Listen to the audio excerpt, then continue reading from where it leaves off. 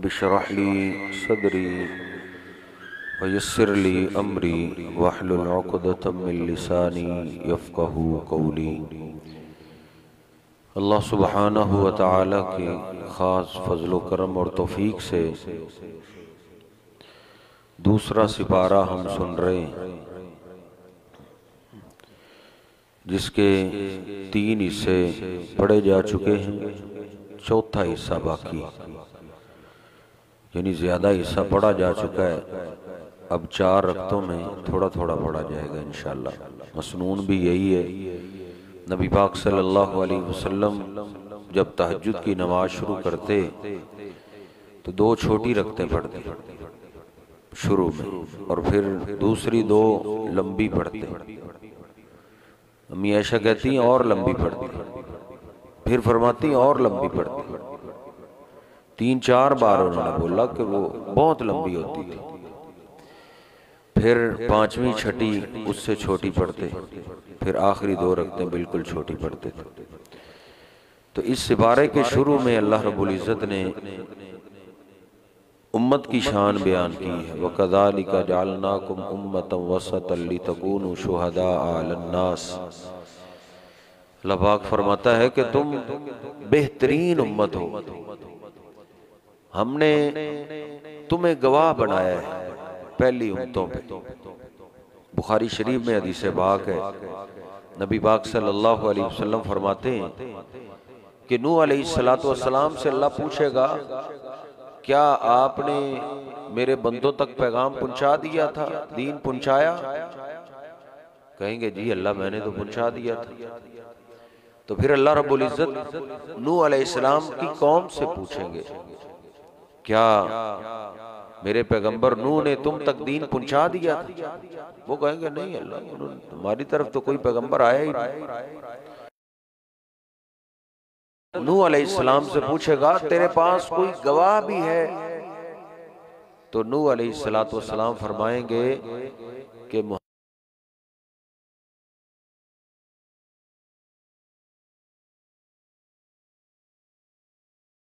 हमसे अल्लाह पूछेगा कि नूह अलैहिस्सलाम ने दीन पहुंचा दिया था, तो इस उम्मत के लोग कहेंगे पहुंचा दिया था। तो ये है अंतुम शुहदाउल्लाहि, तुम अल्लाह के गवाह हो। अल्लाह के सामने इस उम्मत की गवाही कबूल की जाएगी। उम्मत की शान के बाद फिर अल्लाह रब्बुल इज़्ज़त ने हमारे हबीब का तज़किरा किया। कद नरा तक़ल्लुब वजहिका फिस्समा। नबी पाक सल्लल्लाहु अलैहि वसल्लम जब हिजरत करके मदीना पाक तशरीफ लाए तो मक्का जहां आपने 50 साल गुजारे थे, उसकी मोहब्बत तो बड़ी मुसलमा थी, बहुत प्यार था। तो अल्लाह रब्बुल इज़्ज़त ने आज़माइश के तौर पे कहा कि तुम्हारा किबला बैतुल मक़दस है, बैतुल्लाह के बिल्कुल अपोजिट साइड पे मदीना पाक से है।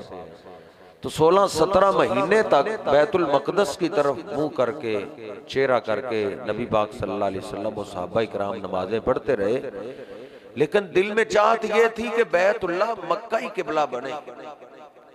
तो नबी पाक सल्लल्लाहु अलैहि वसल्लम इस चाहत में कभी कभी आसमान की तरफ निगाह उठाते थे कि कभी तो ऊपर से पैगाम आएगा ना, अल्लाह की तरफ से हुक्म आएगा कि अब बैतुल्लाह मक्का की तरफ ही मुंह करके नमाज पढ़ो। तो नबी पाक सल्लल्लाहु अलैहि वसल्लम चेहरा आसमान की तरफ उठाते तो अल्लाह ने चेहरे उठाने का तज़किरा भी कुरान में किया। कद नरा तक़ल्लुब वजहिका फिस्समा, आपका बार बार आसमान की तरफ चेहरे को उठाना ये हम देख रहे हैं। फलनुवल्लियन्नका क़िबलतन तरज़ाहा, अब हम आपके किबले को तब्दील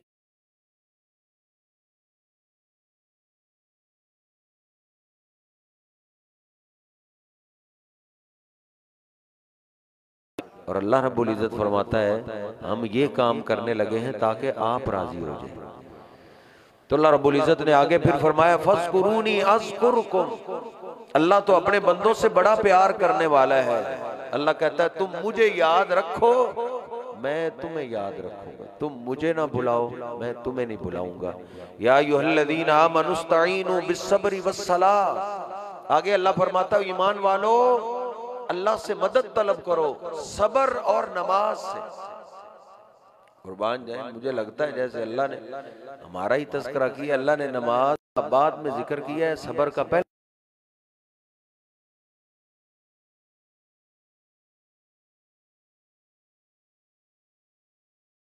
हो जाए तो फिर मुशक्कत हो, थकावट हो जाए तो फिर सब्र करो। सब्र करने से अल्लाह की मदद आती है। या अय्युहल्लज़ीना आमनुस्तईनु बिस्सब्रि वस्सलाह इन्नल्लाहा मअस्साबिरीन। अल्लाह कहता है सब्र करने वालों के साथ अल्लाह है। आगे अल्लाह रब्बुल इज्जत ने रमजान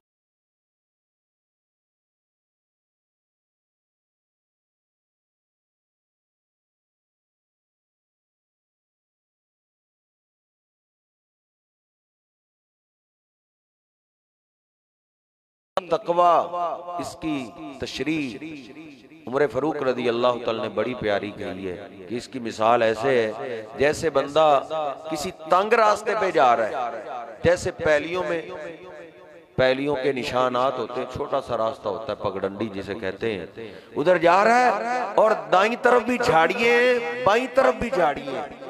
अब उन झाड़ियों से कैसे बच बचा के इंसान गुजरेगा, यही माना तकवे का है। इसकी सादा सी मिसाल ये है कि ये एक लंबा रास्ता है और बड़ा तंग है, रास्ते में दाएं बाएं झाड़ियां, आगे चल के कब्र आ गई है। ये रास्ता हर एक ने तय करना है। कोई 10 साल में तय करता है, कोई 20 साल में तय करता है, कोई 30 साल लगाता है, कोई 40 साल, कोई 50, कोई 60, कोई 70। रास्ते में बड़े कांटे आएंगे, कहीं फेसबुक का कांटा है, कहीं व्हाट्सएप का कांटा है, कहीं बेहयाई का कांटा है, कहीं सूदखोरी का कांटा है, कहीं झूठ बोलने का कांटा है, कहीं धोखा देने का कांटा है, कहीं फ्रॉड करने का कांटा है। ये सारे कांटे शयातीन हर तरफ से लेके आएगा, हमला करेगा। जो अपने कपड़ों को बचाते हुए सारे कांटों से बच गया तो आगे जब कब्र में जाएगा तो वो जन्नत के बाग में चला जाएगा। तो अल्लाह फरमाता है रोजे हमने इसलिए फर्ज किए ताकि तुम्हारी जिंदगी तकवे वाली हो जाए। फिर आगे साथ ही अल्लाह ने जिक्र किया है शहरु रमजान अल्लज़ी उन्ज़िला फ़ीहिल कुरआन। लोगों, रमजान का महीना वो है जिस महीने में हमने कुरान पाक को नाज़िल किया है। यानी रमजान को खूबसूरत बनाए, हर चीज की पैकिंग खूबसूरत करते हैं हम।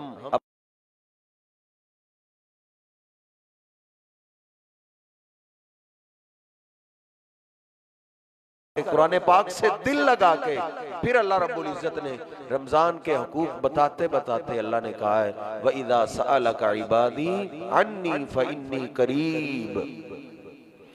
जब मेरे बंदे मेरे बारे में तुमसे पूछे तो मेरे बंदों को बता दो मैं तुम्हारे करीब हूं। बॉस के लिए बंदा को काम करता है तो बंदे के दिल में ख्याल होता है कि वो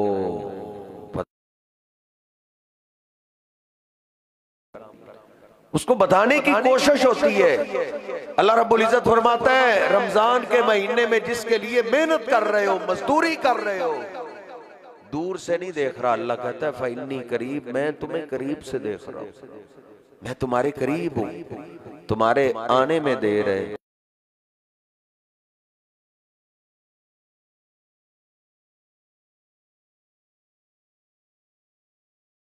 दुआओं वाला है। फिर अगले रुकू में अल्लाह फरमाता है वानफिकू फी सबीलिल्लाह वला तुल्कू बिअयदीकुम इला तहलुका। अल्लाह के रास्ते में खर्च करो, साथ साथ अल्लाह के रास्ते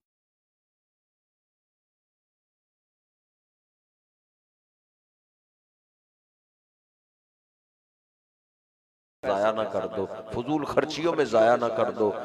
वो अपने बेटे की शादियों पे करोड़ों रुपए ना लगा दो, बेहयाई पे खर्च ना कर दो, फजूल खर्चियों से बच के अल्लाह के रास्ते में अपने पैसे खर्च करो।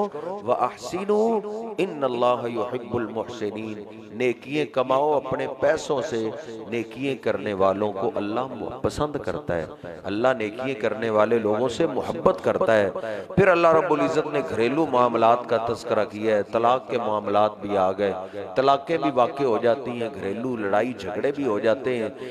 बाद में भी अल्लाह ने तलाकों का और घर आबाद करने का और वसाने का तस्करा किया, और उसके दरमियान में अल्लाह ने एक बड़ी प्यारी बात कही है। अल्लाह फरमाता है वहाफिजू अलस्सलावात वस्सलातिल वुस्ता वक़ूमू लिल्लाहि कानितीन, सारी नमाजों की हिफाजत करो, खास तौर पे दरमियानी असर की नमाज की हिफाजत करो।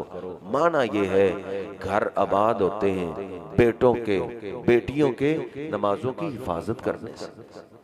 आज ही जो रमजान मुझे और आपको ट्रेनिंग देने के लिए आया है, ये ट्रेनिंग अपने बच्चों को सिखा दो कि बेटा 12 महीने ही नमाजों की पाबंदी ऐसे करनी है।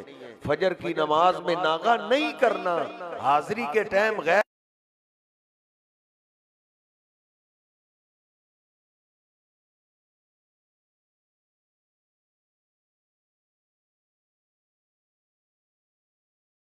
मैदान में हारता नहीं, और जो नमाज की हिफाजत करने वाला ना हो फिर उसके घर में मेरे साहिब आग लगी रहती है। नबी पाक सल्लल्लाहु अलैहि वसल्लम खुद फरमाते हैं, कई दफा आपने फरमाया, दिल चाहता है जो अजान सुन के भी अल्लाह के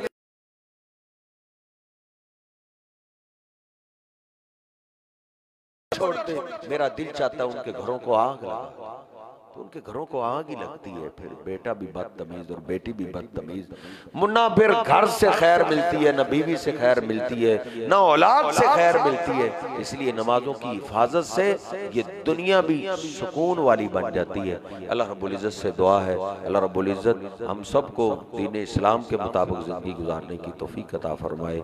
वक़ूलु क़ौली हाज़ा अस्तग़फिरुल्लाह ली व लकुम व लिस्साइरिल मुस्लिमीन।